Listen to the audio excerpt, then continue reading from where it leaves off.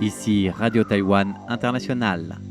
C'est François-Xavier Boulet pour vous présenter l'émission Taïwan en ébullition.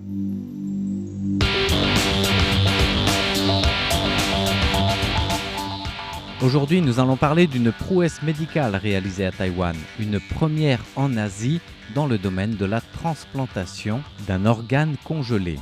La trachée, on le sait, est essentielle à la respiration et la nécessité d'une reconstruction trachéale étendue suite à des tumeurs, des traumatismes ou d'autres causes, peut-être des accidents graves, a toujours constitué l'un des défis majeurs en chirurgie thoracique. À l'échelle internationale, la France a été pionnière dans l'utilisation d'aortes cryoconservées, c'est-à-dire que l'aorte d'un donneur a été congelée pour une meilleure conservation en vue de la reconstruction et de la croissance des tissus mous. Cependant, le mécanisme induisant cette régénération demeurait jusque-là un mystère scientifique. Alors il n'est pas totalement levé, mais si on en parle aujourd'hui, c'est qu'une équipe taïwanaise dirigée par le professeur Chen Qingxin à la faculté de médecine et sa collègue Hong Wanting, qui est médecin hospitalier en chef à l'Université nationale de Taïwan, ont pris l'initiative de percer ce mystère en apportant des éléments de réponse empiriques sur les mécanismes biologiques impliqués. Leurs résultats ont fait leurs preuves puisqu'ils sont passés à l'action et de manière réussie. Leurs résultats sont aussi publiés d'ailleurs et salués dans la revue internationale de renom Advanced Healthcare Material.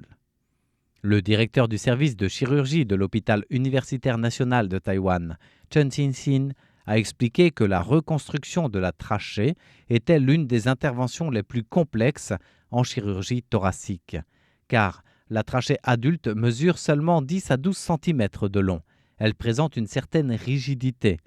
Et lorsqu'une résection est nécessaire suite à un traumatisme important ou à une invasion tumorale par exemple, seuls 5 à 6 cm peuvent être retirés au maximum. Si la zone affectée est trop étendue, une trachéotomie est nécessaire, ce qui entraîne une perte de la parole, une altération importante de la qualité de vie sur les courts, moyens, voire long terme. Ainsi, la reconstruction de la trachée reste un défi majeur, une intervention parmi les plus difficiles en chirurgie thoracique, et c'est dans ce sens que l'équipe de l'hôpital universitaire national de Taïwan est passée, du tout au tout. Elle a décidé d'abandonner, entre guillemets, les premières tentatives qui utilisaient les trachées artificielles imprimées en 3D, lesquelles présentaient un taux d'échec trop élevé pour adopter la transplantation, et du coup, ils ont opté pour une greffe d'une aorte congelée provenant de donneurs. Le professeur Chen Qingxin a indiqué que cette option s'appuie sur les recherches réalisées et déjà passées dans la pratique d'équipes scientifiques et médicales françaises qui ont été les premiers à découvrir que la greffe d'une aorte humaine d'un donneur dans la trachée permettait aux cellules de se différencier naturellement et de se développer en cartilage ou en cellules muqueuses nécessaires au développement de la trachée. L'équipe de Taïwan s'est d'ailleurs appuyée sur ces recherches afin d'appliquer elle-même cette technique, une première en Asie. Voici les explications du professeur Chen Qingxin à la tête de l'équipe taïwanaise.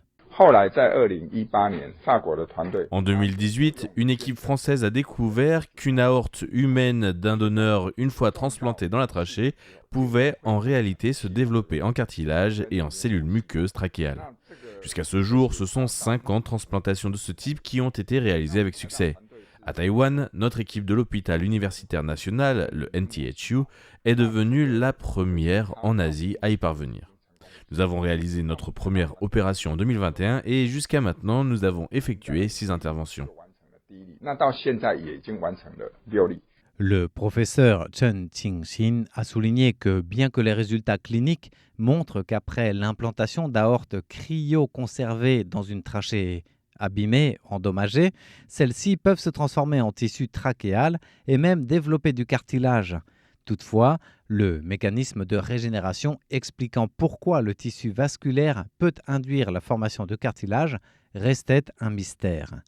De plus, pendant la période de transition précédant la régénération complète du cartilage, les patients nécessitent la pose temporaire d'une endoprothèse trachéale, ce qui peut entraîner des complications comme la prolifération des tissus de granulation.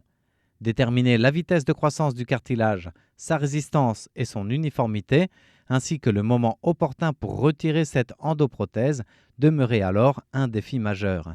Et en plus de recourir à cette technique française, l'équipe taïwanaise a bien sûr travaillé dans ce domaine. Ainsi, la recherche initialement axée sur la pratique clinique devait opérer en quelque sorte un retour en laboratoire. À ce titre, Hong Wanting, qui est la médecin en chef du Centre hospitalier universitaire national de Taïwan, a expliqué que des expériences sur les animaux ont confirmé que le rôle des greffes de l'aorte ne se limitait pas à celui d'un simple patch passif qui viendrait suppléer ou combler les défauts de la trachée abîmée, mais constituait également une, je cite, matrice régénératrice in vivo, donc vivante, guidant le receveur dans la régénération du cartilage trachéal. En d'autres termes, la médecin en chef du Centre hospitalier universitaire national de Taïwan a expliqué que l'aorte elle-même se comporte comme la trachée, régénérant les tissus mous le long de sa structure et remplaçant progressivement le tissu de l'aorte et devenant ainsi elle-même la trachée. Hong Wanting a ainsi expliqué que son équipe de recherche a recouru aux expérimentations sur des animaux, plus précisément sur des porcs de laboratoire, dont l'ADN est très proche de l'ADN humain, pour clarifier le mécanisme de régénération induite de l'aorte.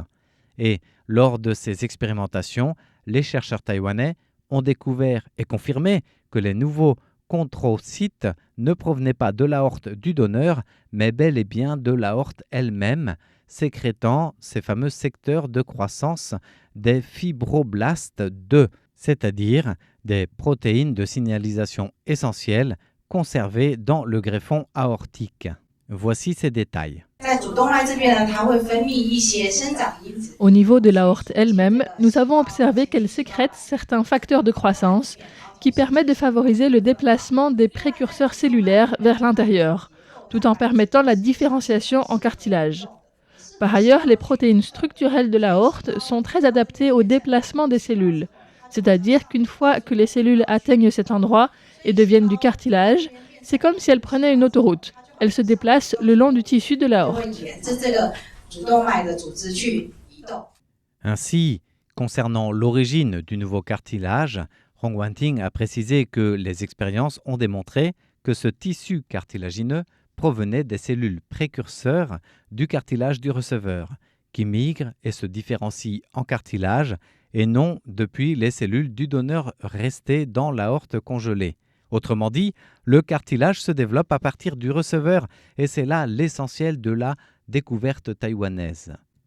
Le professeur Hong Wanting a également proposé que le facteur de croissance des protéines fibroblastes 2 jouait un rôle crucial en favorisant la différenciation et la migration de ces cellules précurseurs. Il s'agit là du mécanisme biologique de base par lequel l'artère ou la valve aortique stimule la régénération du cartilage de la trachée.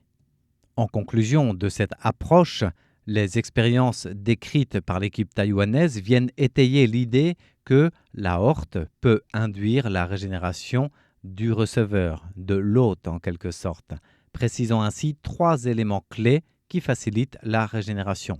Tout d'abord, une bonne biocompatibilité et une angiogenèse précoce qui contribuent à fournir les nutriments nécessaires à la régénération. Ensuite, et c'est le deuxième point, les protéines de signalisation essentielles conservées dans le greffon aortique, les fameuses protéines fibroblastes 2, qui viennent attirer les cellules précurseurs des chondrocytes et favoriser leur migration ainsi que leur différenciation. Et enfin, troisième et dernier point, la structure de la matrice extracellulaire du tissu aortique lui-même, qui vient créer un micro-environnement propice à l'adhésion et à la migration des cellules. L'équipe de l'Université nationale de Taïwan a souligné que cette recherche comble donc une lacune dans les connaissances relatives aux applications cliniques jusque-là, mais elle démontre aussi et surtout une valeur translationnelle médicale extrêmement élevée. Et c'est là l'ouverture prometteuse de cette avancée taïwanaise. Les développements futurs doivent permettre d'élaborer des recommandations cliniques, des directives pour le développement de nouveaux matériaux, optimiser la technique d'ancrage entre la greffe de l'aorte et le cartilage de la trachée du receveur pendant l'intervention chirurgicale, ou encore contribuer à la mise en place d'indicateurs d'évaluation de la qualité des matériaux de l'aorte depuis le donateur afin d'améliorer la constance et la qualité des résultats de la reconstruction trachéale du côté du receveur. Voilà donc pour la grande prouesse médicale, une première en Asie et presque mondiale au niveau des avancées perçues de cette équipe médicale de l'Université nationale de Taïwan en matière de greffe d'aorte humaine congelée.